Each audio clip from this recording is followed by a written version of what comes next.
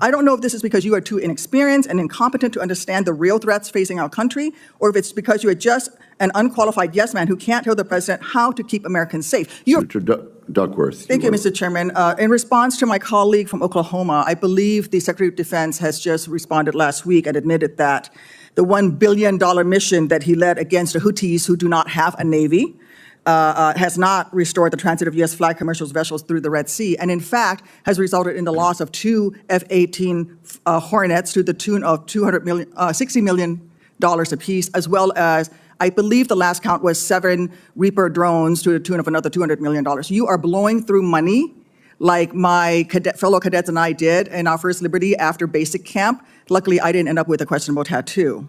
Your failures, Mr. Secretary, since you've taken office has been staggering. You sent classified operational information over Signal to chest thump in front of your wife, who, by the way, has no security clearance, risking service member lives in the process. You blew the $1 billion fight against the Houthis, whom, again, as my colleague says, has no navy, and yet you lost all of those aircraft.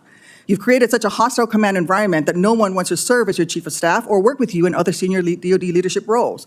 But what we should all be talking about, more than all of this, is that you have an unjustified, un-American misuse of the military in American cities, pulling resources and attention away from core missions to the detriment of the country, the war fighters, and yes, the war fighting that you claim to love. I don't know if this is because you are too inexperienced and incompetent to understand the real threats facing our country, or if it's because you are just an unqualified yes man who can't tell the president how to keep Americans safe. What we just witnessed from Senator Tammy Duckworth wasn't just a fiery Senate exchange. It was a reminder of what real moral clarity looks like in American leadership. In a time when too many politicians play to their base, Duckworth spoke directly to the truth, unfiltered, unapologetic, and grounded in experience. She wasn't there to score sound bites. She was there to remind everyone what accountability feels like when it's delivered by someone who actually understands the cost of service. Her confrontation with the secretary wasn't about partisan bickering. It was about exposing the consequences of incompetence, arrogance, and misplaced priorities. She laid out the evidence plainly. $1 billion operation wasted, aircrafts lost, sensitive information shared carelessly, and a Defense Department culture that's become so toxic that senior officials are fleeing. These aren't minor errors. They're symptoms of leadership that has forgotten what service truly means. Duckworth, as a combat veteran who sacrificed her own body in defense of this country, doesn't just speak from authority. She speaks from lived truth. When she said, "I'd rather be associated with a Medal of Honor hero than a Confederate traitor," she wasn't just clapping back at revisionist history. She was drawing a moral line between what America was and what it should be. That moment cut through all the political noise because it reminded us that patriotism isn't about waving a flag louder than everyone else. It's about honoring those who defend it with integrity and sacrifice. Now think about what she was calling out: the deliberate misuse of the U.S. military as a political tool. When you take forces trained to defend against foreign adversaries and redirect them toward policing American citizens, you blur the very lines that separate democracy from authoritarianism. Duckworth's warning here is deeply rooted in history. The Founding Fathers, the architects of the Constitution, were explicit about keeping military power in check. They understood the danger of allowing any leader to use soldiers as instruments of domestic control. What Duckworth did was revive that constitutional spirit. She was essentially saying, "We built this country to protect the people, not to intimidate them." And here's what makes her interventions so powerful. It exposes the real divide in American politics today. On one side, you have leaders like Duckworth who believe in using power responsibly, transparently, and in service of the public good. On the other, you have those who weaponize power to create fear, division, and distraction. I served at Fort Rucker, Alabama, a base that was named for a traitor who took arms against the United States of America, led troops who killed Americans. It was renamed for Mike Novosel, a Medal of Honor recipient, who, in his citation for the Medal of Honor, includes that he saved 29 American lives, to include hovering backwards in a helicopter towards an enemy bunker where a wounded American was laying and saved that person, including after being taken fire himself. I know a little something about what it takes to fly a helicopter when you've been hit by enemy fire. That was heroic. I'd rather be associated with Mike Novosel than a failed Confederate traitor. I don't know whether you are inexperienced or too incompetent, but I wonder when you will actually focus on our nation's warfighting mission.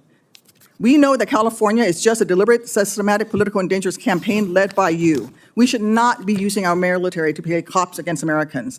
General Kane, as chairman, a key part of your job is to coordinate military planning across the joint force. Is the department currently incorporating into any military plans expanding the use of the reserve forces to include the National Guard or active duty troops to support domestic law enforcement, including in other locations in the United States?